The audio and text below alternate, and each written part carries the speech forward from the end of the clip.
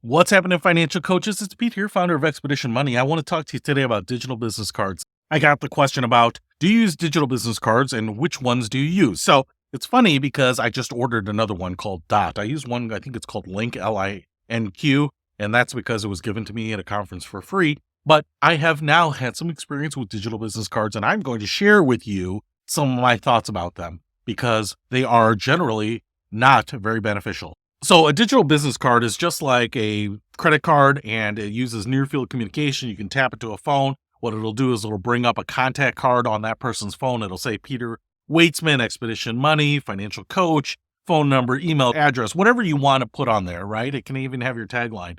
And then there's usually a button that says save to contact. So it makes it really easy to put your information into their contact system, which is usually just on their iPhone or their Android. Now, one of the things that I thought about this is that, oh man, this is going to save me a ton of business cards. It's going to save me from having to carry them and hand them out.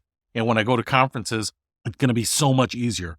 The first reality of this is that most people don't use these. So when you pull it out, some people might say, oh yeah, let me scan that and pull up your information. Some people might say, oh, I don't know, are you holding it close enough? They might give up. They might scan the QR code or something like that on there. And then if it pulls it up, they may say, all right, now what do I have to do? Do I have to save it? And the problem with that is sometimes it's just easier to give them a business card, a physical business card. The second problem with it is there's no way for them to logically find it later. So if I'm talking about my financial wellness program with someone and I give them my digital business card, they save it in their contact book. Now they have to remember something about me to find that listing in their contacts, because it's just going to show up as one of the thousands of contacts. I have literally thousands of contacts in my phone book. And so scrolling through it is not going to be a good way to find someone. The way a lot of people will go and contact people after conferences is pull out the stack of business cards, spread them out, look at them.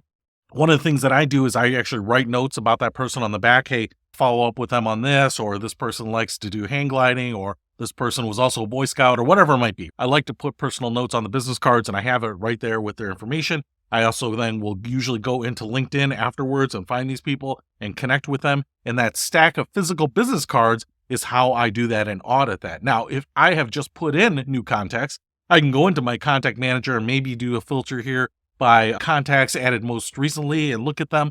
But most people aren't going to do that. And a lot of times that physical business card is going to be a lot easier, and you're going to remember people more about that. So what I have found is that even when I have done a digital tap with the digital business card, I've almost always, and in fact, I can't think of an exception, that I have given them the physical business card as well. And so a lot of times I think that the tap is maybe a little window dressing, that they don't really care about that. That doesn't do anything for them. And they might just forget that we even did it. At the time, they may say, oh, that's cool. That's a cool tech. But the reality is that business card is what I'm counting on them remembering and being able to connect with me. And usually after conferences, I get a lot of LinkedIn requests, and I would suspect, just like me, that it's from the physical business card. So I know a lot of people are getting enamored by digital business cards. These used to be $70, $80 to buy these. Now they're like $20. The Dot digital business card is $20, I think. So you can get these at a pretty affordable price point. But what I would say here is that if you don't really think you have a need for this,